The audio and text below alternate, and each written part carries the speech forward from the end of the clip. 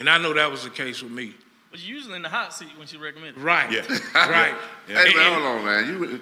Now I mean, for real. What you say, You right. Sleep? See? Hey, you in the hot seat. I could have told the dude 100 times to go, and just because some woman come tell you to go to therapy. But yeah. I'm just joking. But here's the But thing. it's like who they said, you because now you're in trouble. You're trying to, you Lenny Williams now. Please. You trying to keep her.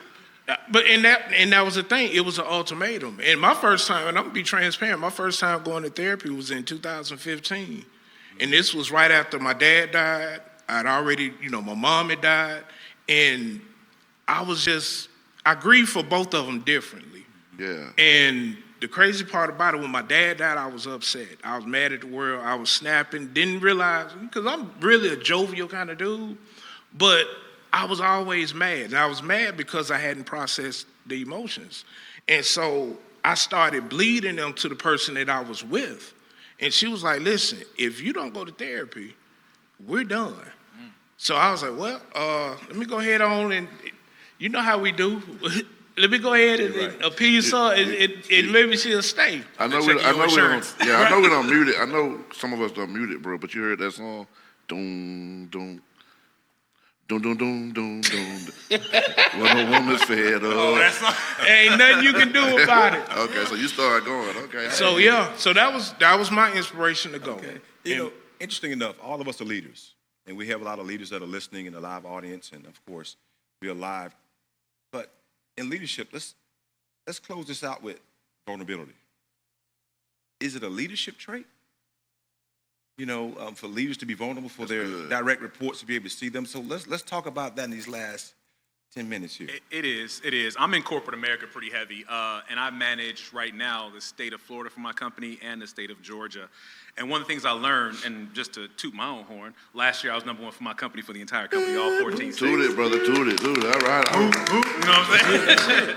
But in doing so, I learned real quickly that I had to be vulnerable, and I also had to show weakness, and I had to compromise who I am sometimes. I had some employees that wanted to test me, and when I say test me, sometimes you get to certain parts of leadership where they go, well, and of course my job is in sales mainly, so when I start talking about things in sales and people say, well, can you do it? And I say, yeah, let me show you. And I go out and do it for them. And after they say, can you do it? I say, hey, let me help you now. It's not a show-off thing like I did it now. What it's more like, I did it, but not under my number, to your number. So I let them talk to me a certain way that you would think if you're in a certain spot of leadership, like, no, you don't talk to me like that. I'm sending you HR.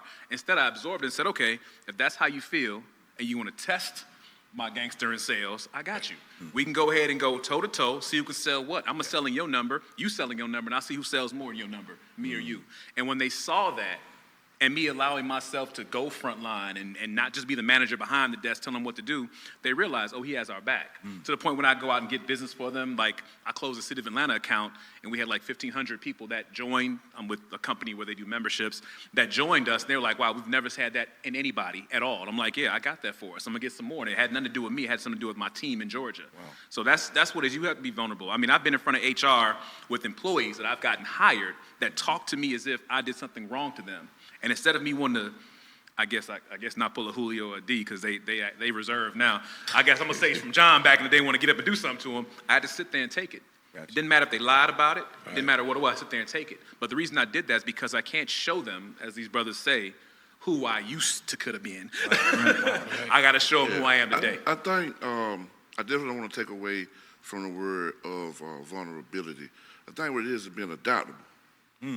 Right? Like I just got to adapt to what the situation is. But I consider that it was vulnerability, vulnerability, but it's also wisdom. It was also, let me sit back and observe. Right. And so now I'm adapting to you, and I'm gonna show you I can do this. Like he's stunning a little bit too. I'm pretty sure he's stunning, but I think it's being adapted. So I think the biggest question, or the biggest thing a leader can say sometimes, because everybody know when you don't know, just say I don't know. But I find out, like, everybody know you don't know. Just say, I don't know, we'll figure it out. Yeah. Right? Yeah. And what you do is, or what leaders do then, is earn people trust and also they respect.